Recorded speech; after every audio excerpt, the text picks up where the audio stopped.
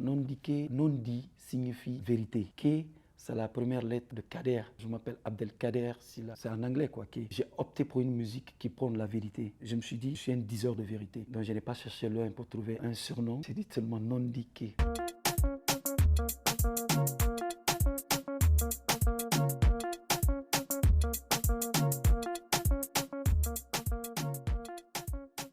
Je me nomme à l'état civil Silla Abdelkader. Je suis artiste chanteur. J'ai un diplôme en gestion d'entreprise depuis 1997 de l'université Gamal Abdel Nasser. Bon, je suis né à Conakry. J'ai commencé mes études primaires à Kindia. J'ai commencé la musique depuis les années 89. J'ai interprété pas mal de rappeurs américains. J'ai grandi dans cette ambiance LL Cool J, Rex Nofex, Dazafex.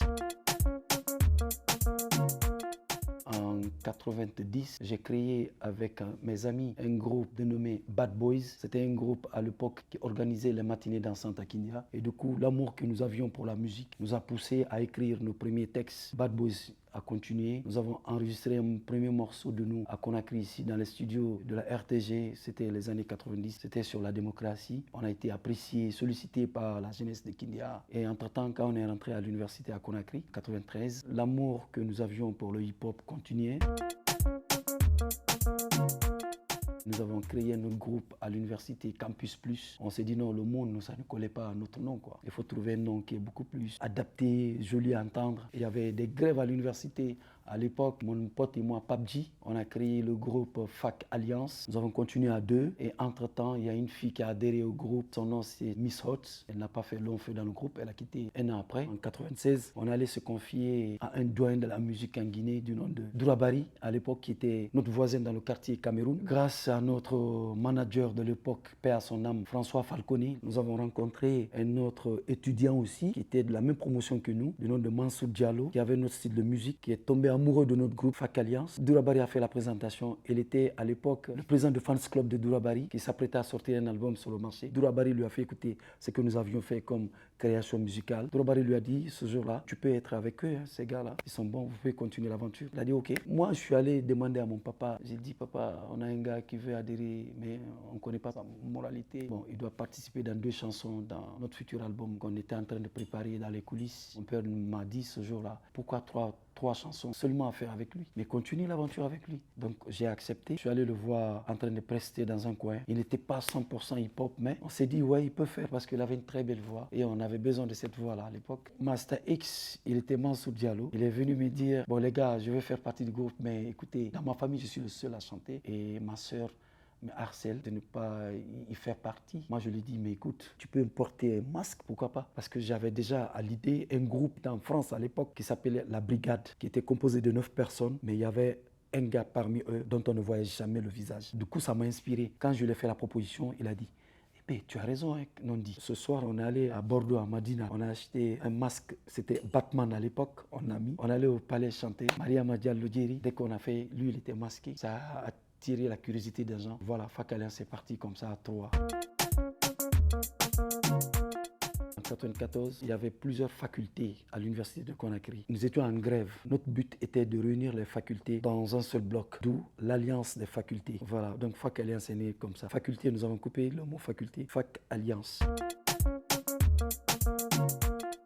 Nondiké, non-dit signifie vérité. Ké, c'est la première lettre de Kader. Je m'appelle Abdelkader Silla. C'est en anglais quoi. J'ai opté pour une musique qui prône la vérité. Je me suis dit, je suis un diseur de vérité. Donc je n'ai pas cherché loin pour trouver un surnom. J'ai dit seulement Nondiké.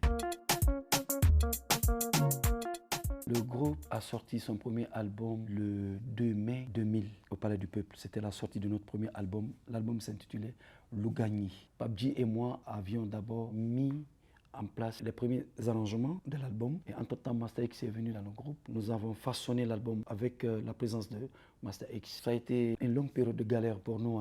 Personne ne croyait en nous. Nous étions des étudiants sortis de l'université. Il y avait les Kill Point à l'époque, le groupe de Légitime Défense. Il y avait assez de groupes. Billy Sam était sorti. Mais nous, on s'est dit, pas d'album sans notre diplôme d'abord. Nos parents voyaient mal qu'on fasse la musique. Ils pensaient que ça allait perturber nos études. Donc du coup, nous avons décidé d'obtenir d'abord nos diplômes et penser à un projet d'album. On a procédé exactement comme ça. On a fait 1 an au studio. Le 2 mai, nous avons projeté la date de sortie de notre album. À 14h déjà, Nous étions assis dans un coin, attendant qu'on nous dise, les gars, venez au palais. On nous dit, il n'y a plus de place au palais. Imagine, nous qui étions là, au début, nous-mêmes on doutait. On se disait, est-ce que ça va marcher? On était tellement émus. Moi, mes larmes ont failli couler ce jour-là. Je ne sais pas comment qualifier ce jour, mais c'était le baptême de feu de notre carrière musicale. Sincèrement, tous nos amis étaient fiers de nous. Les étudiants étaient là. C'était à l'époque le premier album hip-hop. 2 semaines après, c'était fini sur le marché. Notre producteur, même qui ne croyait pas en nous, il était obligé de faire une autre duplication. Il a dit, les gars, je vais vous avoir pour la suite, c'est-à-dire le prochain album. Je voudrais qu'on continue à signer. Et en 2002, on a pensé à mettre en place une autre production, une compilation pour aider toute cette jeunesse qui croyait en nous, qui voulait faire comme nous, quoi.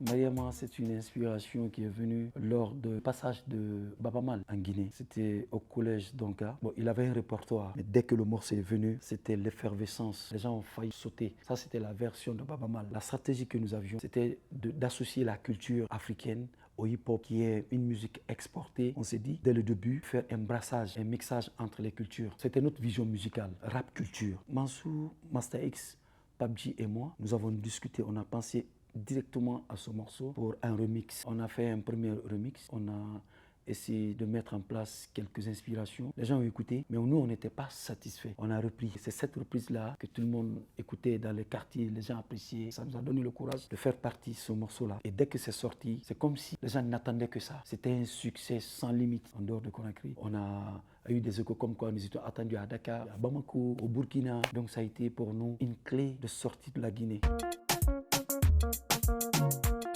Telephone Love, c'était une inspiration de Pape G. On travaillait ensemble. Du coup, quand tu as une idée, ensemble, on essaie de creuser l'idée. Lui, il avait une autre inspiration. Parlons de Telephone Love. On a façonné le morceau ensemble en disant qu'il faut penser à une fille qui n'est pas là, qui est en Occident, chaque fois on l'appelle. Un amour du téléphone. En ce moment, il n'y avait même pas d'internet comme ça à ce niveau. On a projeté la chose comme ça. Il y en a qui vivent cet instant-là. Il y en a qui vivent cette histoire. Pape G a fait sa partition, j'ai fait ma partition. Mansour aussi, on a travaillé. On a eu la chance de trouver un concepteur musical qui n'est plus là, paix à son âme. Dos, c'était un jeune de la Sierra Leone qui était venu habiter ici en Guinée et qui avait l'amour pour la Guinée, pour la culture urbaine guinéenne. On a travaillé ensemble. Et avec Lucas, un Français qui était un ami à nous, avec qui nous avons travaillé notre premier projet d'album. Il était revenu de la France avec un studio en place. On a réalisé ce son, les sons solos que nous avions.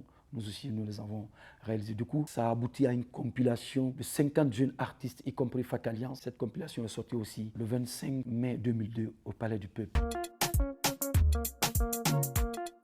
Le succès, il était total, c'est vrai. Heureusement que nous avions étudié, nous avions des objectifs. Nous nous sommes dit, à un moment donné, on a eu suffisamment de succès en Guinée. Il faut essayer d'aller au-delà de la Guinée pour vendre la musique urbaine guinéenne. C'était notre objectif. Nous avons vu les autres pays, comment ils ont mis en place cette politique de promotion. Nous n'avions pas de manager à l'époque. Nous étions nous-mêmes nos propres managers. Nous avons projeté notre action de promotion sur Bamako. Nous avons eu les échos comme quoi Fakalian s'était attendu à Bamako. On s'est dit, bon les gars, il faut qu'on se gère. C'est vrai, le succès, il était total en Guinée.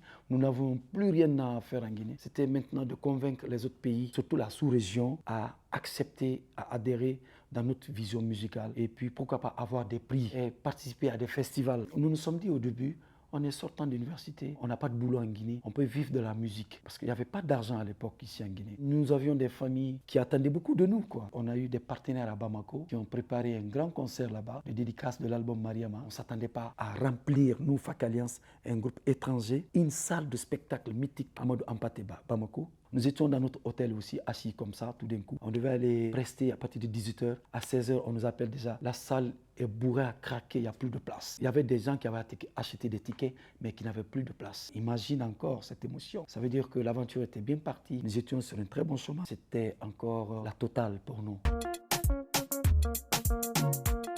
À Bamako, on est allé, on a eu un cercle de fans considérable dans ce pays-là. Il y a des Maliens même qui nous ont dit, les gars, on ne veut plus que vous retournez à Conakry, restez ici. On a eu des partenaires français là-bas qui nous ont dit, les gars, vous gagnez plus d'argent ici, parce que c'était les CFA. Donc restez ici. Bamako, c'est une porte de sortie pour les artistes. En tout cas, en Afrique ici, Bamako, c'est une plaque tournante de la culture africaine de façon générale. Nous sommes revenus à Conakry. On a été encore sollicités pour une deuxième fois, cette fois-ci au stade Amadou Konaté. La salle de spectacle est devenue plus petite. Ils nous ont renvoyé maintenant dans un grand stade Amadou Konaté pour notre second concert qui a connu aussi l'arrivée d'un autre groupe mythique de la sous-région, Yélène.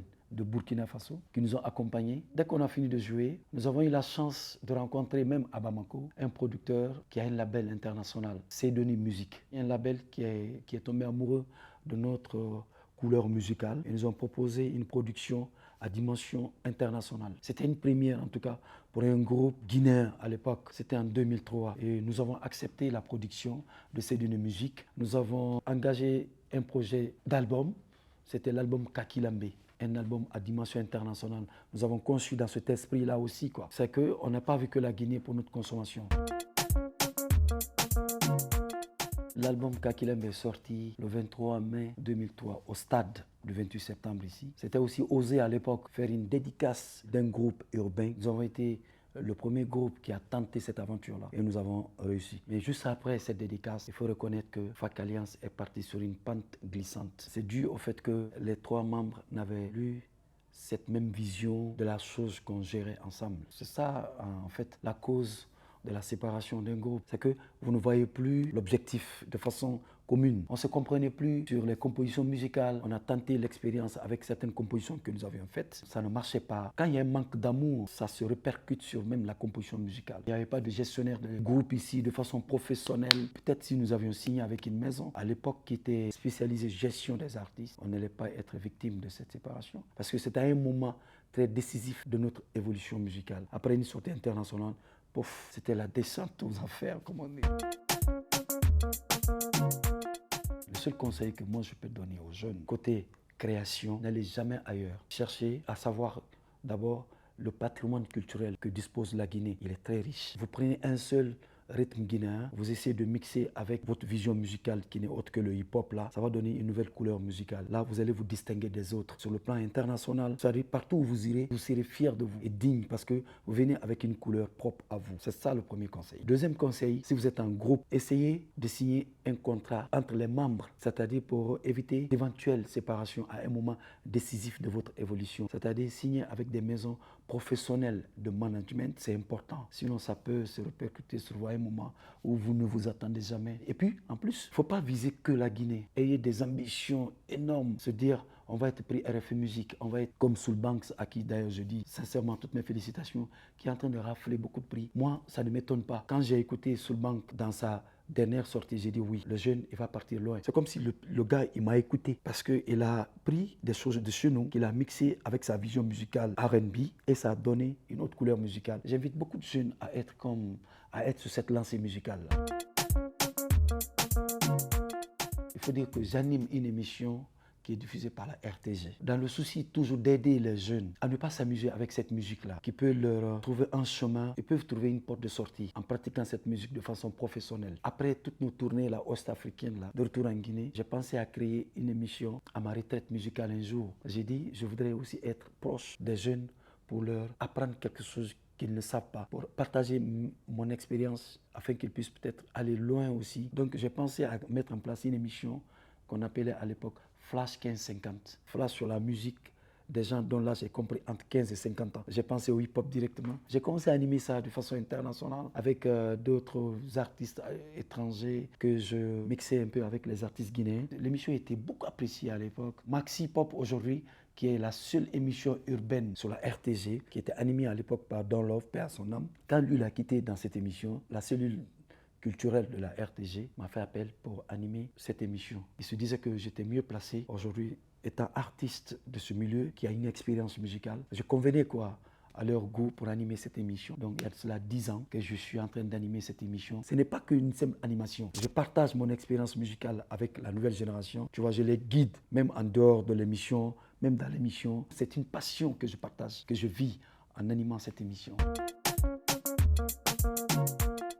Je vais essayer avec cette voix. Madora Sigafina Handoube, Madora Sigafina Handoube, Magnon Namamuna Maride, Arafetan Fo Parafisa.